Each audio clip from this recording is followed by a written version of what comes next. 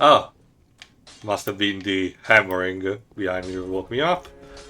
Well, I know that we're not reprising the actual immediately at the King's Gardens, but might as well do some stuff we didn't do at the end of the previous part, Well, just drifted specifically wasn't he? giving to Andre a bunch of calls that we have, specifically the Profane Capital one. Let's start with that.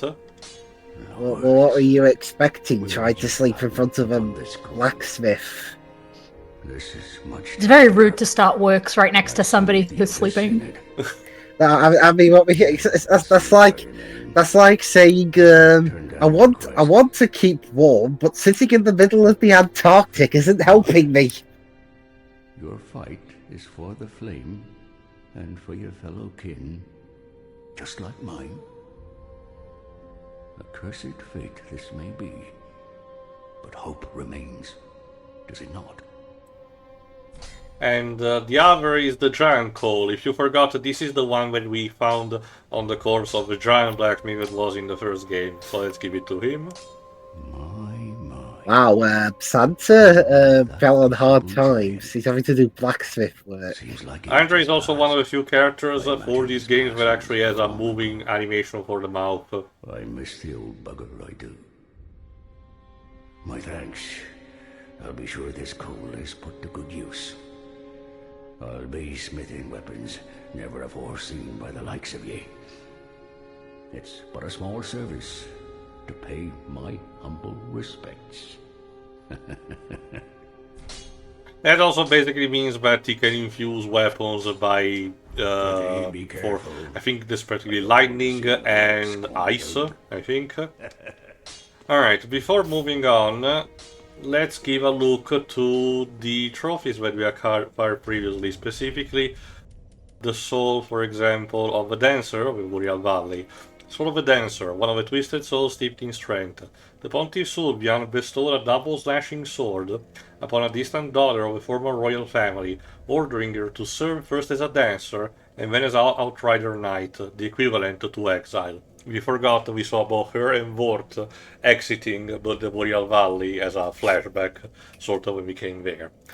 Now let's check the Soul of Aldrich, which, if we notice, it's a completely different color, a very dark shade of blue. When Aldrich ruminated in the fading of the fire, it inspired visions of a coming age of the deep sea.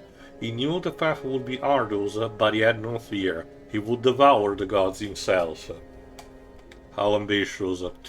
And let's check, let's see. There you go, the head of Aldrich, specifically the cinders. Aldrich became a lord by devouring men, but was disillusioned with his throne, and so took to devouring gods instead. It's also full of leeches. So let's use this time to actually put them on the thrones, since we kinda have to. There you go. Lovely.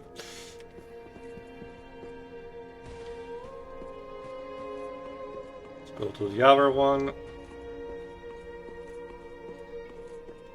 Yeah, there you go. Reborn the Giant.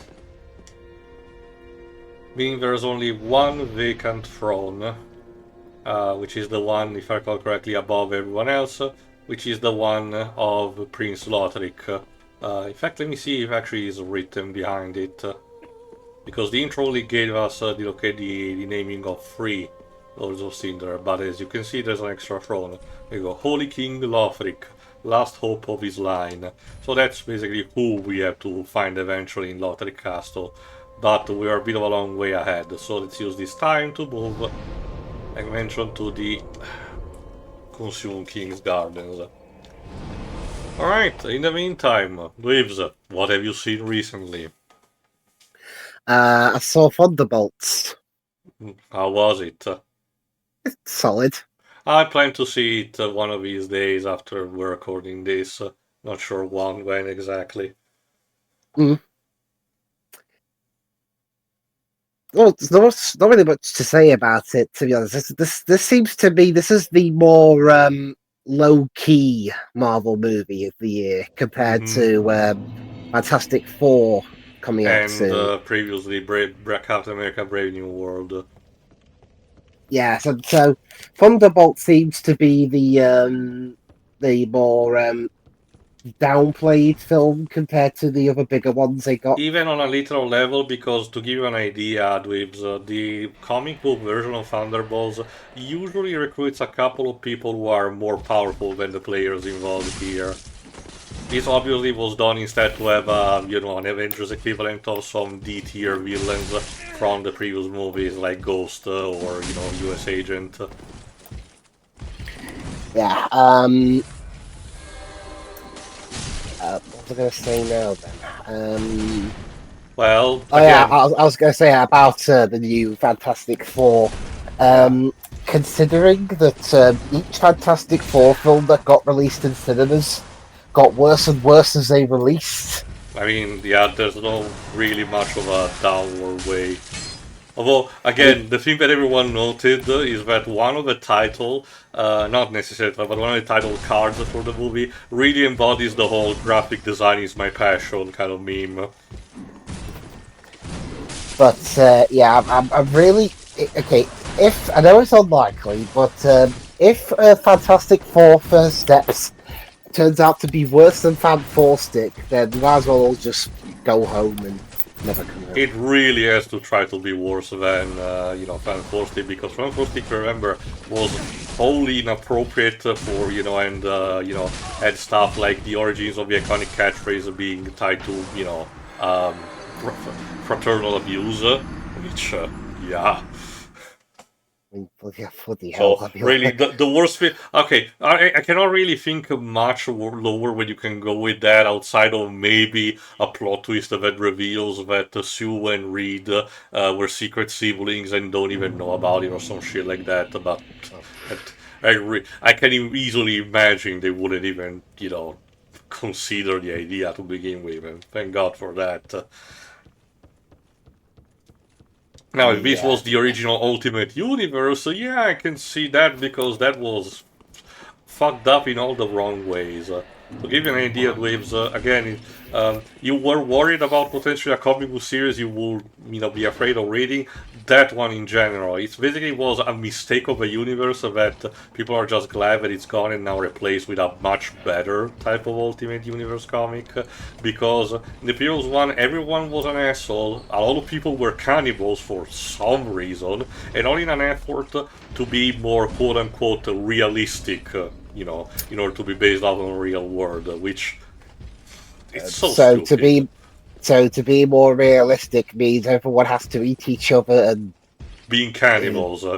Yeah. Yeah, and I actually, to be honest, I actually don't know what's worse, doing the cannibalism or the incest. But how about both? Because that universe version of Wanda and Pietro did have an incestual relationship. I mean, cannibalism is better if you have to pick. I mean, what? Okay, sure. Listen, they're both terrible, but you asked to pick, and one of them is objectively worse. I didn't say you had to pick. I just said I don't know which one's worse. Well, there you go. I never asked for an answer. The important part basically is that mess of a universe is now gone, and basically people got the best they could have, including the original version of Miles Morales. Yes, believe it or not, he originated from that cesspool, and somehow they, out of all of that concentration, managed to actually produce one good thing. And it's, if I recall correctly, it's from Brian Michael Bendis, which is one of the most contested comic book authors of recent times. That's like finding out that in Doctor Who, the fake name the Doctor sometimes uses, John Smith. That actually came about in an otherwise pretty contested late second Doctor story called The Wheel in Space. Okay. Where it came about because the Doctor's companion at the time, Jamie, had to register himself and the Doctor so that he could get aboard a ship they needed to go on. But even though when he tried to say the Doctor, he said, "No, I can't put that down." So he looked around, saw the words John Smith and Associates, and then that's what he came up with. This is why the modern series invented the psychic card, because, you know, it streamlines a lot of his shit. And yeah, in case you're wondering, the Wheel in Space is a half wiped from the archive Cyberman story, in which the Cybermen have a very convoluted plot. I mean, when they do not have that. To try and take over a space station so they can get to Earth. And that was actually also the first story which they had the iconic teardrop shaped eyes that they have. Although they also put one on the mouth as well. With that didn't really stick, fortunately, because it looked like the Cybermen had their tongues sticking out. I forgot. Did they have already the controller at the time? I don't know about the controller, but they had something called the Cyber Planner at that point. Okay, the closest figure, yeah. Alright, this is... I hate this so much. Fucking poisonous swamp areas. It's chock full of these... the Cast of Men, as they're called, and also the Holy Knight, the Cathedral Knight. But thankfully, for Corky, there's a way here to actually unlock a shortcut. Using this elevator here. Thankfully, yeah, the monster cannot enter there. If I recall correctly, it actually provides us to... Yes, if I recall correctly, a deeper section of the Lothric Castle that we still need to be on the guard to, but it allows us to use it as a shortcut if we want. Which honestly, I think it would be for the better. We just need to be watch out because there are a lot of the thief-like enemies. Titanite scale, okay.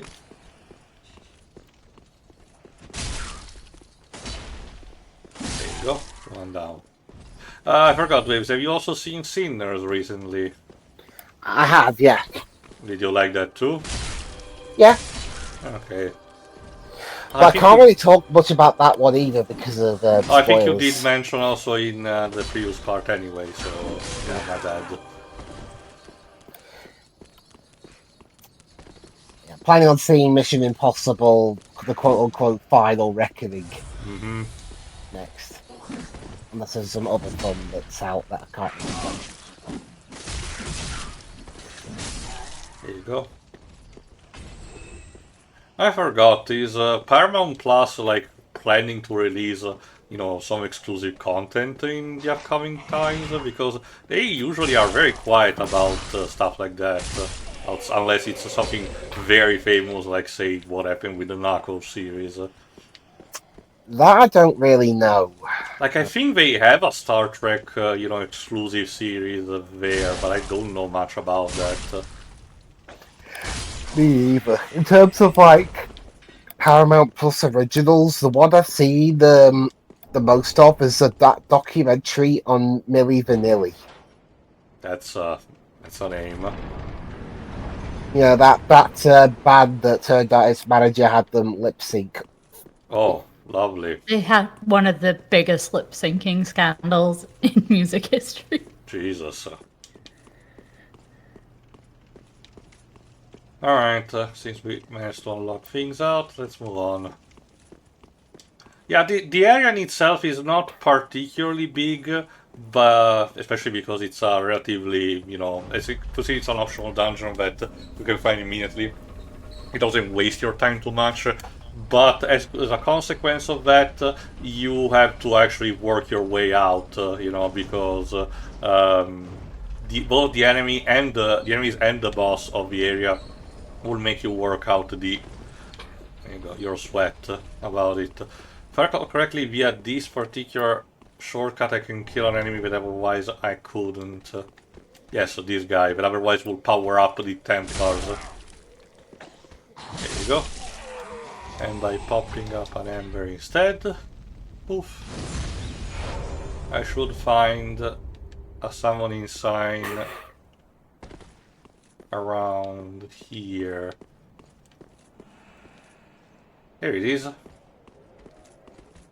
Hawkwood the Deserter. If you forgot, this is one of the guys that was part of the Pharaoh Legion, so ideally should be able to fight with us, unless he actually decides to go against the Pass of Man. Come on, Hawkwood. We have work to do. I'm not super confident in beating right now the boss of his dungeon, but we might as well give it a try.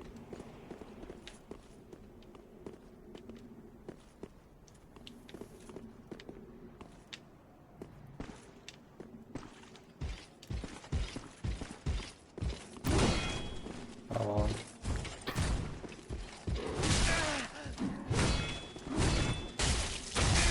Ow.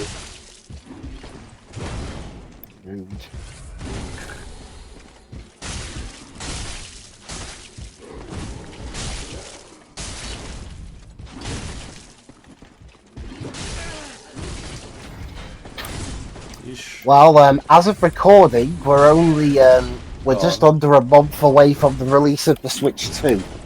Yeah. And well, I've put 200 quid aside so that well, I can get it close to, so I can pre-order it close to release date. We'll have to see.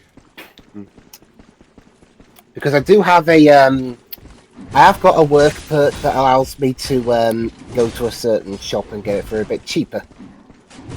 I guess Kex does not have particular deals, considering they work mostly on the used market.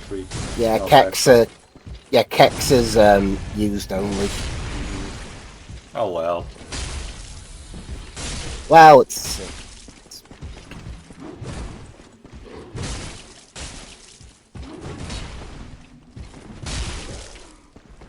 there you go. Alright, Hawkwood seems to be in good condition enough, so let's see if he can make it for the boss. And yeah, I can imagine there are no phantom. If only I had an ally. Time for help me. And beanpole ahead. Whatever the hell that means. Okay. Alright. Beanpole? Wait, Danny Williams? The boss of this area is particular. It's an old guy, let's say. Beanpole ahead, that means Danny Williams should be coming up.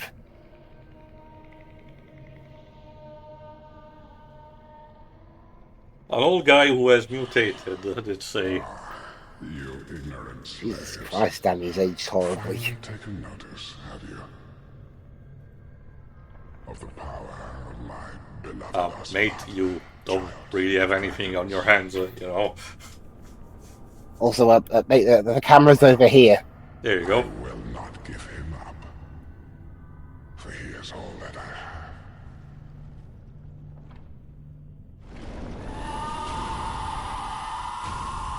This lovely guy is called King Osiris. I don't remember who voices him. Let's just say that the concept of this boss fight was supposed to be slightly different. Still similar to how it is right now, but still relatively different in how it would have progressed. I'll mention more, like if I manage to beat it, or you know, during a second attempt, because you know, this is one of those optional fights that require a bit of finesse. On. He's voiced by William Houston, who also voices Marvelous Chester. Yeah, in the first game. He's also been in Horizon Call of the Mountain. Ah, the VR game. Well, and Forbidden West and Zero Dawn, where he plays Blameless Marad. I think it's one of the supporting characters, but I'm sorry to sound rude, but outside of Silence, I don't remember much of the supporting cast of the Horizon games. Come out. Come out. Don't be afraid. You were born a child of dragons. What could you possibly fear? He was also in Dragon Quest Heroes 2 as Fractos. Okay. Yeah, that those would tend to have a British cast, so makes sense. Dracula Untold as Kazan. Poor bastards. Wait, he was Shaquille O'Neal all along? The Kazan. Yeah, here's the thing. If you pay attention to the dialogue, these guys are particularly obsessed with his remaining son, Ocelot, which, if you don't know, it's the name of a feline. Well, to be fair, we have played MGS3, so you should know. Halfway through the fight, he, I guess, realizes that he doesn't have it on his hands, and goes absolutely apeshit. Even his music actually changes properly, like that. Originally, through data mining, people discovered that originally the fight was supposed to be more brutal, in a sense that he was supposed to have an actual child in his hands, but during the fight he would have accidentally killed him with his movement and would have gone mad through that revelation. I don't know if it was a case where, the team decided a second, yeah, then it's a bit too depressing, let's try to, retool into more disillusion. Which, honestly, I'm fine either way. Like, there's still the tragedy going on, but holy shit. Yeah, let's just say that Hawkwood actually provides a big help for this fight, because, as you can see, the movements become very, very erratic.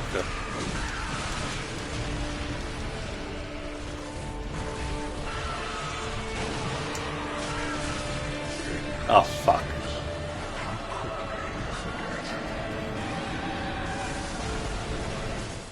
We'll give it another try, then if we cannot progress, we'll actually move on with Lothric Castle, for the sake of not getting stagnating too much. Not to be confused with the actual Dark Ring. Yeah, that other one's a fake. I mean, don't you know, Waves? You should actually be able to spot the differences. Yeah, one's gold, the other one's just sort of painted piss yellow. How about brass? Usually that's the go-to not gold metal that you do. Yeah, if you look hard enough at brass. Also, if you know anything about brass, you know that it's far heavier than gold, so there's that too. Well, I mean, I watch WWE and they sometimes have brass knuckles. Oof. Well, yeah, that's why it's a good, material for those. Mainly used by the heels. I can't imagine why. Although sometimes even that can backfire. By slowing them down or something? Well, either they try and hide it, but the face finds it and uses it on them first. Mm-hmm. Or in one case where William Regal, the bad guy, used it on the Big Show, but the Big Show then fell on Regal. Oh, yeah, I remember. If I remember actually seeing Big Show once, and yeah, these his size pretty much tells that you cannot, Yeah, so he got hit by brass knuckles, but then he fell on Regal unconscious and won the match. Brilliant. And Regal was trapped underneath all the dead weight as he tried to kick out. Poor bastard. Well, I mean, he tried to cheat, so you get what you karma deserve. For you. Yeah. There we go. Come on, Hawkwood, we're trying again. Alright, here we go. This time I should arrive with more Astus, so hopefully I should be more prepared. We're gonna beat this deformed lizard creature if it kills us. Yeah, close enough.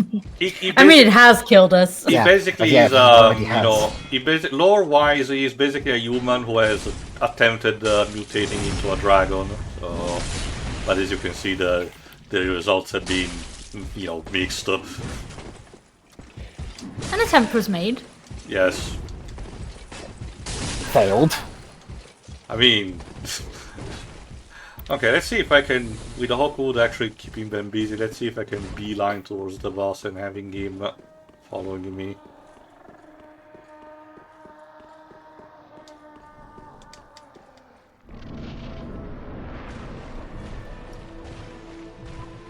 Who's moaning in the background? The child that, if I recall correctly, Osiris is having. Again, it's still at the end of the day probably, nothing, but there's still at least disillusion that he's having about his son Ocelot. If you forgot, in case you're wondering, this is the guy that is also the father of the guy that we need to get upstairs, Prince Lothric.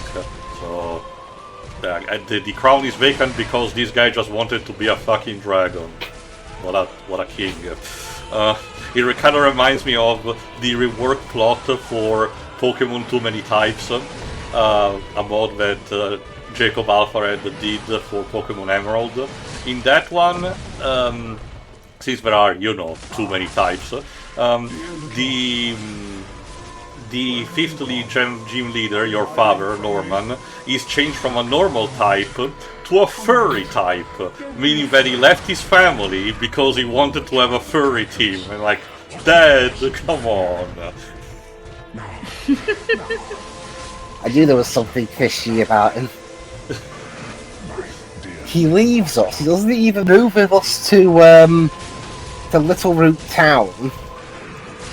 He said he just has me riding the back of a fucking van. With a bunch of Machoks or Vigoroth in case of Emerald. No safety or anything. And not even a Pokemon for us. We have to actually literally earn it by saving Birch from the random Puchienas that attack. Yeah, seriously. Yeah, actually, yeah. On top of that, where was Birch's son/daughter?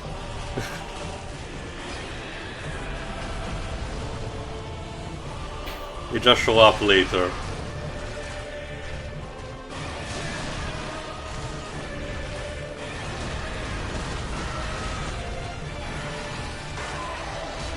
Seriously, Brandon/May, they're horrible children to their dad. Interestingly enough, from what apparently was transpired in some of the, leaked stuff that the Pokemon Company, bled out massively a couple of months ago, apparently in the Omega Ruby and Alpha Sapphire versions of the game, Max was actually supposed to be an actual character, as the sibling of your rival, but for some reason was cut out, and that's why the actual, generic sibling character that was in the original Ruby, Sapphire, and Emerald actually is not there anymore in the house. Weird. Well, I mean, Max was a pretty mixed bag of a character. I still was fine with him for the most part, particularly also the fact that he was one of the few people willing to put Brock in his place for his reasons, for his, usual.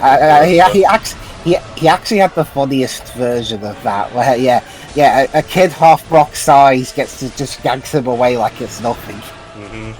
Although I didn't mind too much Krogunk actually doing the same, although especially because it resulted in one of the best gags where it's happening again. Brock is literally trying to flirt, except this time he's with Cynthia.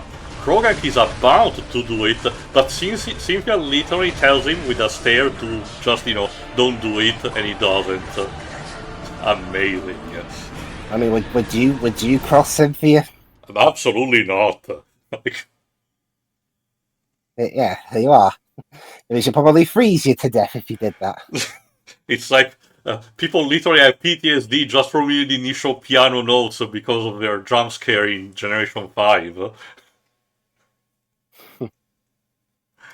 Alright, seems Osiris is a bit of, above our league, so let's move on instead in Lothric Castle.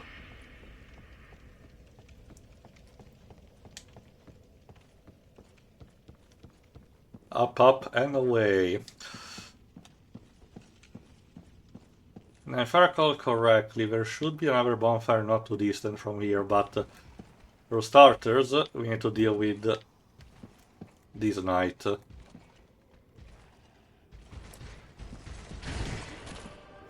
Thankfully, again, can be backstabbed.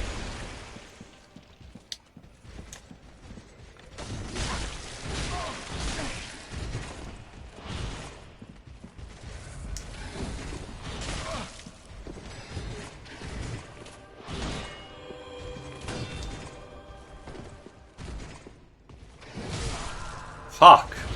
Yeah, that's the problem. The guy in the cloak loves to buff and heal the knight, so I had to try to take him out first. So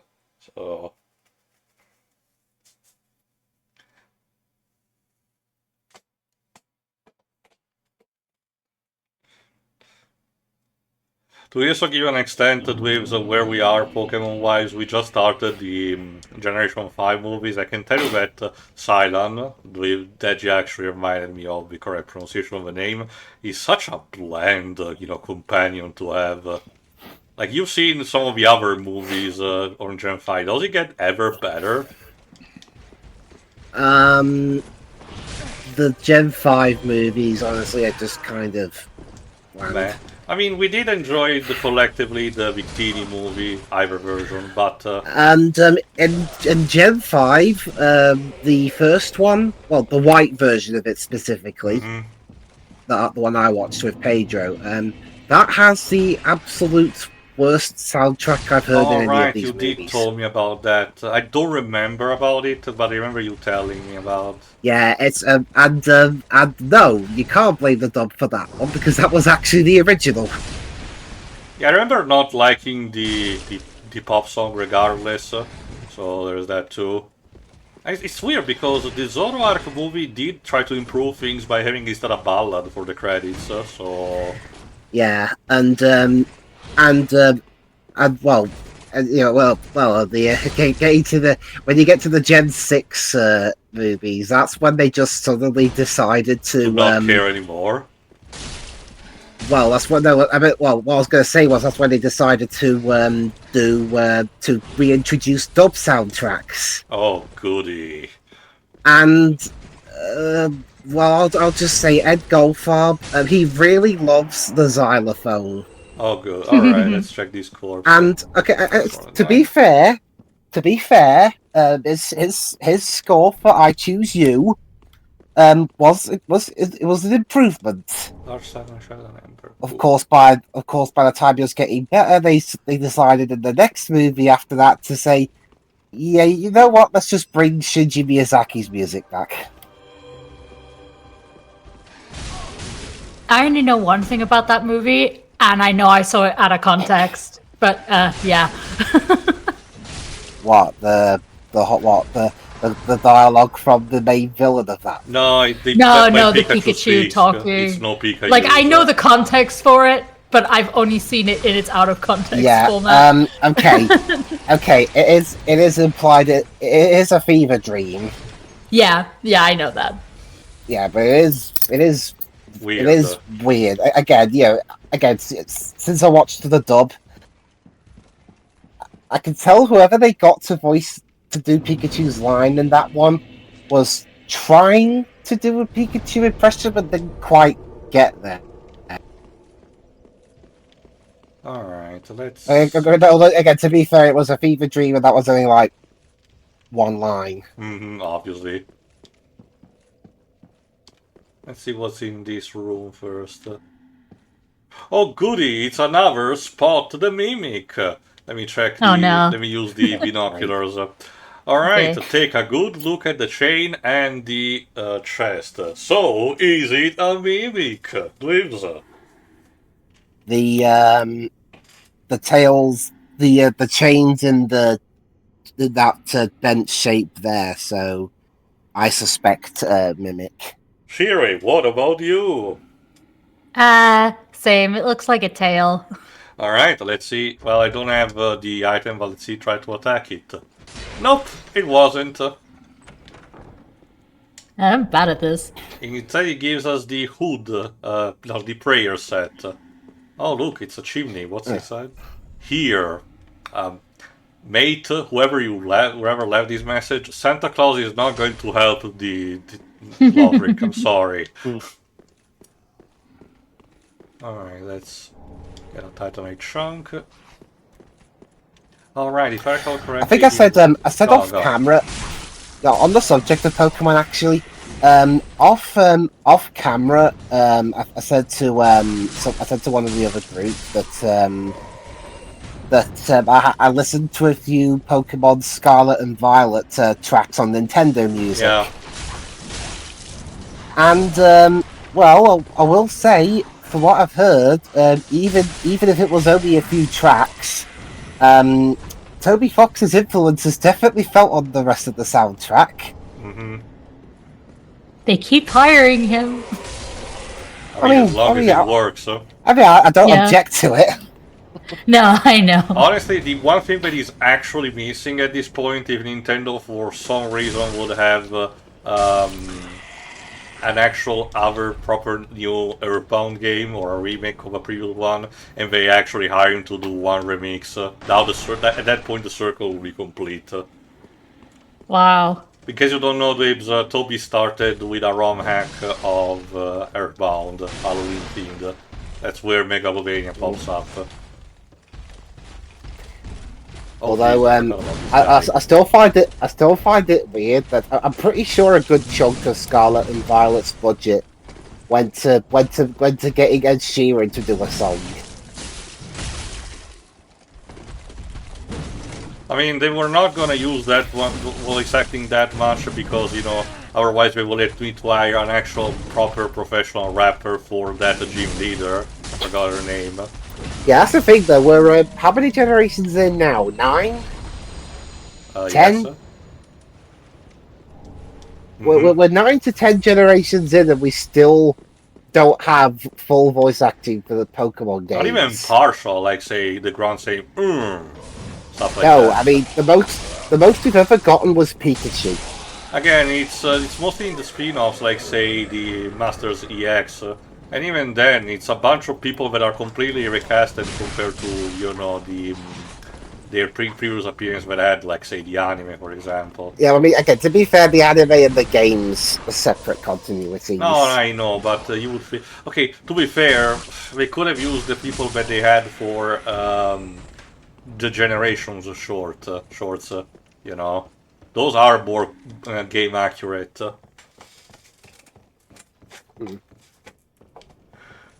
Alright, let's see. Illusion ahead. Yep, it's an illusion, alright. And we got the Winged Knight set. Yeah, I might as well give it a look in a second. And a Sacred Bloom shield. Yeah, definitely we do not want to jump here.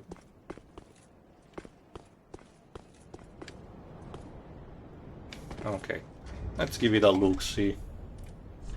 There you go. Armor of a Winged Knight, who swore themselves to the angels. Worship of the divine messengers was viewed as heresy in Lothric, and unrecognized by any of the 3 pillars of rule. This is believed to be why Gertrude, the Heavenly Daughter, was imprisoned in a lofty cell of the Grand Archives. We will eventually get there. Basically more lore for the bizarre, you know, events that transpire in Lothric Castle. These bastards threw me one of those objects that prevent me from healing. Pieces of shit.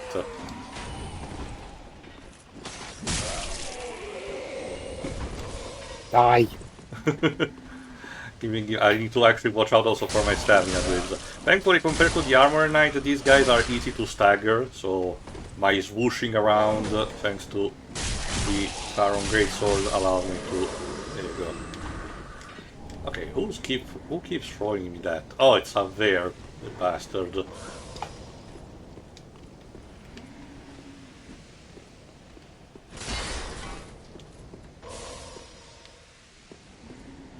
Let's see if I can get up. No, not from here.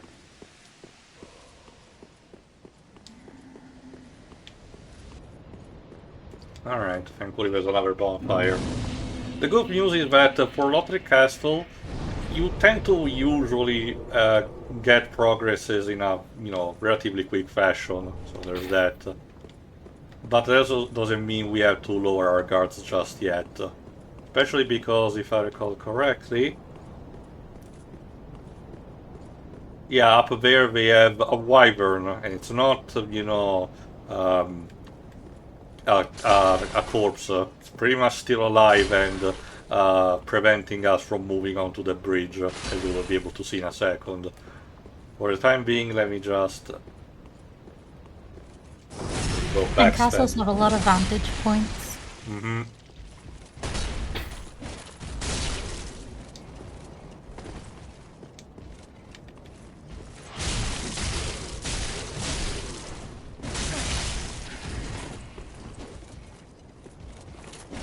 There you go.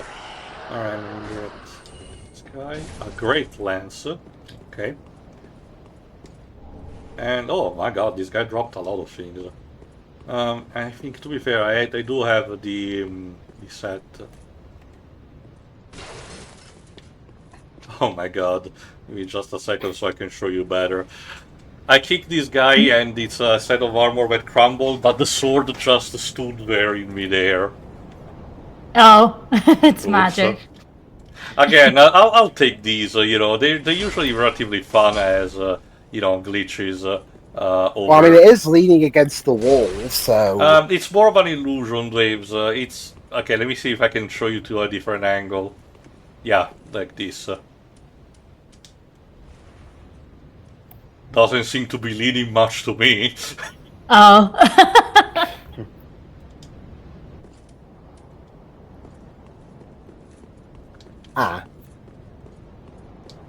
Someone enchanted it then, I guess. Yeah, let's go with that. Alright, let's not go back from whence we came, instead...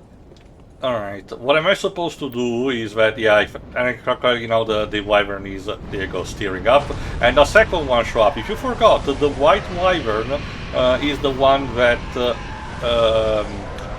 ambushed us way back in the very first level, so after the tutorial, so basically we need to find a way to actually kill both of them. It's not gonna be that hard, trust me, it's just a matter of reach the context sensitive points that will allow you to you know, kill them by exploiting those.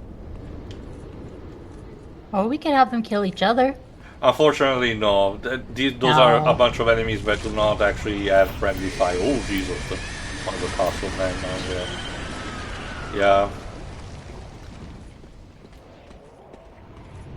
I mean, I think you'd love the Hitman game, Shuri. You can I probably would. That's the thing. You can have in some missions. You can have the you can make it so that the your target gets offed by somebody else entirely. Yeah, if you plan your card right, you can actually be the master manipulator. Yeah. Everything I've seen of those games, I probably would like them, honestly. But yeah, they got everything. In the first game, it has really cheesy voice acting. My favorite. With some rather questionable depictions of people from Hong Kong. Ish. I mean, Idols is unfortunately not strange to that concept. 2000, that was a time. Like I said, I still argue, okay, I'll need to think about it, but I think the worst age Idols property game that, you know, of a bunch is probably the first Legacy of Kain, Blood Omen, due to its unfortunately sticking to Roma stereotypes that are associated by proxy with the original Dracula stories. So, yeah. Thankfully, if I recall correctly, the following games, since they shift focus to Raziel, they move away from there, but yeah, the first one is still a bit, you know, hard to digest. It's a shame because, you know, as an actual game, it's actually not that bad to play. It's a reason why it became, you know, a cult series. Let's see if I can manage to get all these guys at once. Oh my god, would you stop bombing me with the stuff? Are they throwing cocaine? Yeah, the cocaine. Like I said, it's an object that basically impedes the use of healing items. Basically, these bastards tag team me in, so that they can, you know, be sure that I cannot heal. Thankfully, I managed to defeat them, so let's deal also with this guy. There you go. Who's laughing now, bitch? Get also a raw gem, courtesy of Gordon Ramsay.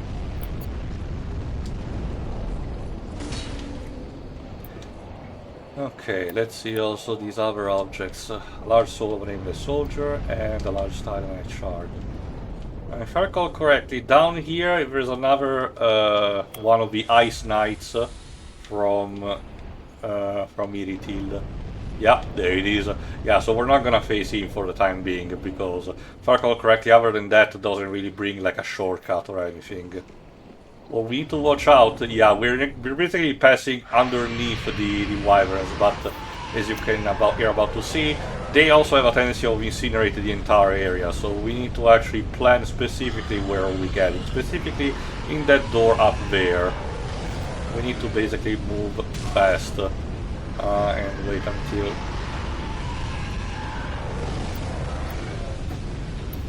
Well, this could be a bit tricky. Yeah, floor it.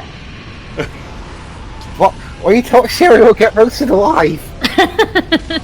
Unfortunately, we don't have much of a choice. Fuck.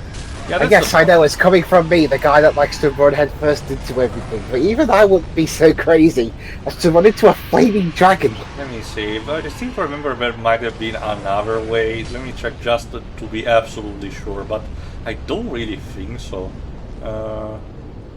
Let me see. Okay, no, down I guess we're built different in Wales. I mean, to be fair, the emblem of your country is a dragon, so...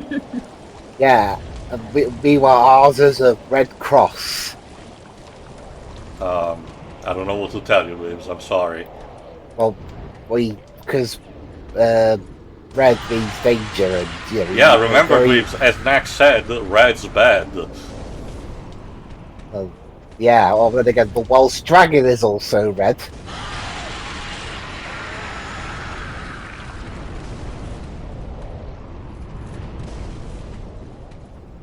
There's green in the background. And white. Thankfully, these particular enemy, the Pass of Man, are extremely susceptible to fire, as I mentioned in the past, meaning that fire bombs work like a charm against them. If you're in doubt, just throw Molotov at someone, it usually works. Or, in D&D terms, in case of doubt, cast Fireball, as I mentioned. Oh fuck, I forgot another one. Ah, so this is the prequel to the Crash Spyro GBA crossover. Where they bomb each other on the wooden platform. Oh my god. Yep, the big crossover everyone was waiting for. Just as envisioned. I mean, Crash Orange is okay. So Crash Purple, sorry. I have to be... I wonder, like, how much of a difference does it make considering we have a very similar structure? Oh no, sorry, I'm European. Crash Fusion. Spyro Fusion, on the other hand, I think Vicarious Visions put the least amount of effort into that one. Mostly because, if I recall correctly, they hadn't worked on a Spyro game before. Well, not to mention, there's nothing Spyro-esque about that one compared to Crash and its Crash-esque. Because, I mean, for example, I can still tell with the music that it still kind of sounds like Crash. Spyro, on the other hand, just sounds like a generic medieval score. There's no... I mean, hell, it doesn't sound like the other GBA Spyro games, never mind the PS1 ones. I have access to Fireball, by the way. Yeah, I think you told us in a previous part. So what, sorry? The actual spell Fireball. Oh, man, I never heard of Spyro Fireball. Remind me again, Shirei, what version are you playing? 5e. Okay, yeah, I'm a bit out of date. Like I said to Deji, I'm mostly familiar more with Pathfinder, meaning 3.5. Because honestly, I know, predictable as shit, but one of my favorite things was to play as the alchemist for that one. Mostly because it's kind of insane how the class is treated. Mostly because 3.5, okay, the 5 version I know that is built to streamline a lot more of the upgrades that you get via leveling up. But 3.5 already was a big step in that direction, because for the alchemist they had this particular gimmick where every level you could choose a perk from a list of like 13 total or something like that, and you could choose multiple of one specific, and some of them were just out of nowhere and bizarre and yet magnificent at the same time. For instance, one of the main things that the alchemist does in 3.5 is, okay, the three major things they do is create potions, create bombs to throw at the enemies, and create stimulants that are basically stat boosters for to be used in combat. I mostly just played as roleplay for, bombing only, because it's just more fun and, streamlining a bit better, and the DM seemed to actually agree with me on that. One of the upgrades that you get is that you can select specifically which tile is actually affected by a bomb that you throw. On paper, this serves usually to make sure that you hit, like, say, only the enemy and not your friend, so to completely avoid friendly fire. Or, if you are in alignment that is not particularly good, you can just potentially have a happy accident, so to speak. That's just one example. Then there are even the physical stuff, like, say, growing literally 2 extra limbs and a pair of wings. Why? Who gives a shit? It's a mutation. It's cool, shut up. Essentially, the TLDR is another Wizard's L. Okay. Recently, where they introduced they called it D&D 1. And they were like, oh, this is going to be an optional, people have been referring to it more as patch notes than anything. It's like, this is going to be optional changes to spells and other things or whatever. And then sometime later on, they were like, no, we're forcing this on you now. Wow, what a surprise. But we still have access to all the old stuff digitally, so we've just been ignoring that. Yeah, that's pretty much how my group also did, always. Because, again, that's the thing about, role-playing, not just D&D, but role-playing in general, that all people seem to just forget. That the guidebooks are technically there and tell you, the stuff that you have to do and whatnot. But at the end of the day, the group can decide literally whatever the fuck they want. You know. It's just a matter of, having fun and being cohesive as a situation. Like, the books are a guideline, essentially. Pretty much. Again, a competent DM and a compact enough group can literally make it work by bending the rules as much as they want. Yeah. That's how we've always played and still do. I do remember, this was not something that happened to me, but I did add a couple of people that did share me stories, including people who played first edition, by the way. Where one of the weirdest things that they did for that first edition was setting up, party has to travel between 2 locations on ship. Classic type of scenario, so, encounters via enemy boats and stuff like that. One of the encounters was supposed to be a classic ghost ship full of skeletons. The idea was, classic encounter, a pirate, a la Pirates of the Caribbean, as you can imagine. What actually happened is that the spellcaster of the team went to the cleric and told him something like, I'm casting Cloud Burst, I think, basically a spell to create, rain on top of the ship. You bless the cloud so it literally rains holy water. It broke so many rules, but the DM liked it so much that they kept it. I mean, yeah. Yeah, you're keeping that. Okay, let me see. Oop. As well, actually scrounge up the treasures if we can. Fight my chunk. I forgot, where did I drop my souls?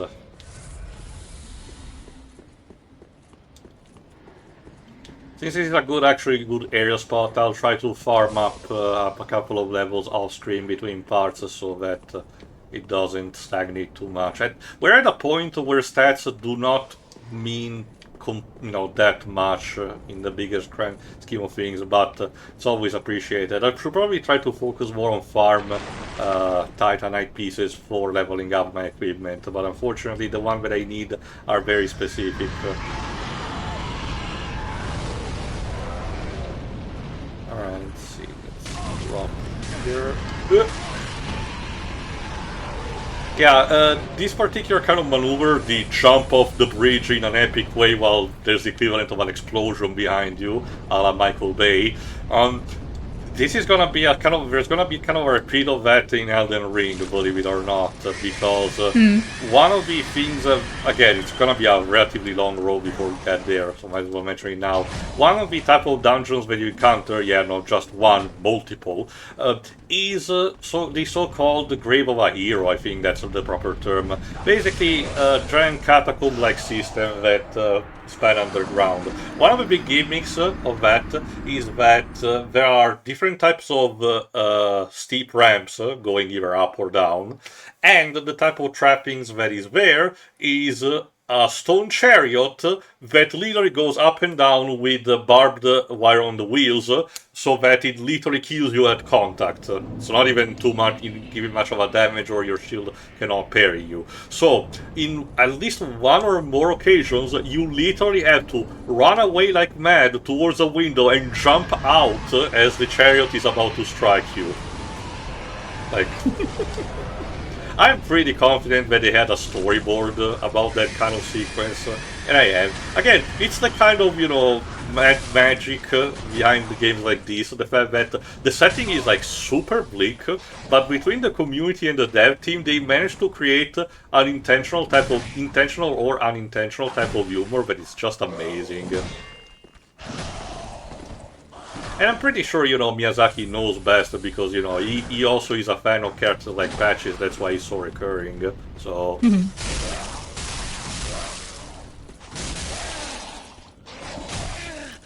Oh, fuck. Alright, we're gonna try to sprint and see if we can manage to make it before the Dragon's Breath fire. Let's give it another 10 minutes.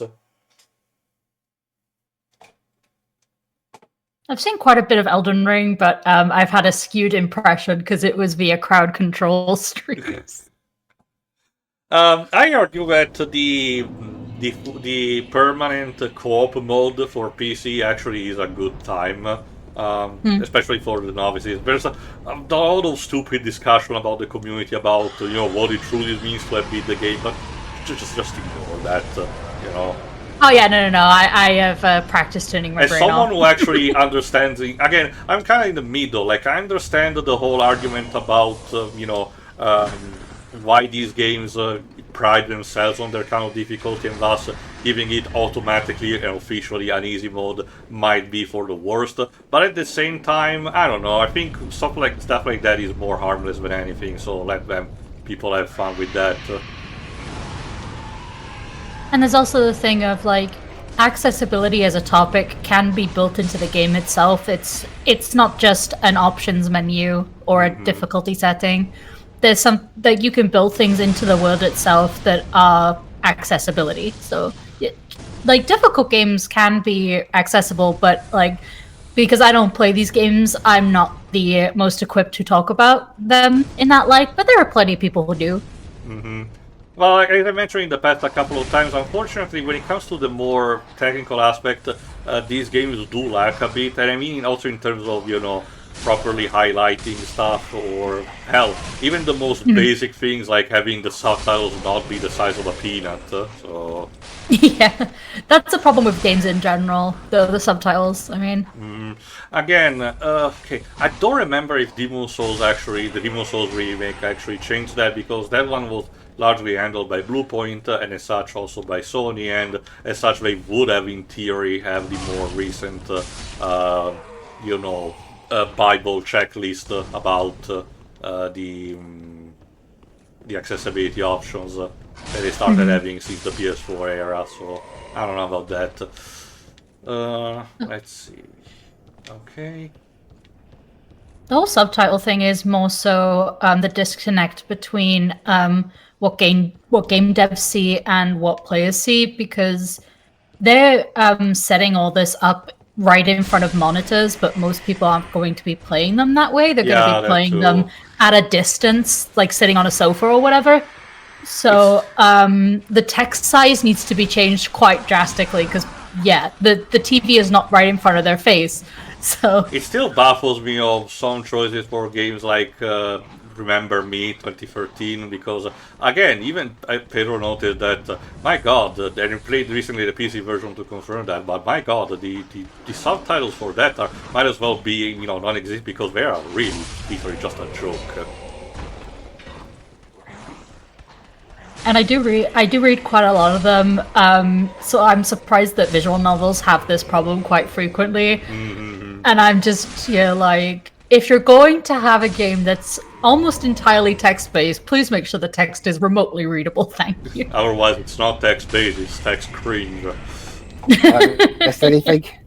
We're about to actually strike one of the weak points, believe it or not, Dweebs. If I recall correctly. Maximum damage. Yes, actually. Massive damage.